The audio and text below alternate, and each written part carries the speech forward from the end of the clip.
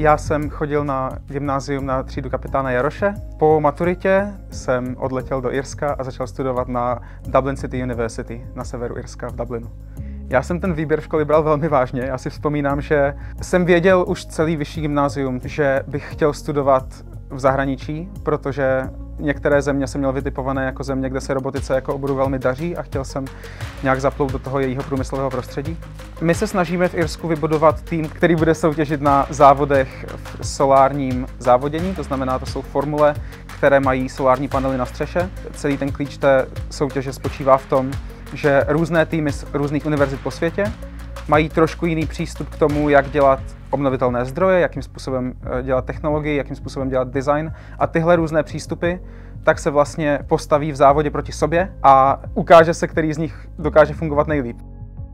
Já mám to velké štěstí, že se mi podařilo získat stipendium od Kellnerovy nadace, takže část těch nákladů je krytá z toho stipendia, část těch nákladů je pořád krytá mojí rodinou a významná část nákladů naštěstí je krytá i tím, že v Irsku se dá velmi dobře pracovat.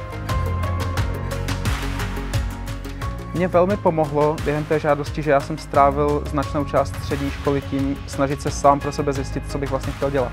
Takže jsem hodně času trávil tím, že jsem chodil na stáže, chodil jsem v Brně na univerzitu učit se programovat. Tyhle věci kolem hrozně pomáhají později, protože jednak člověk sám získá lepší představu, co ho baví a co ne.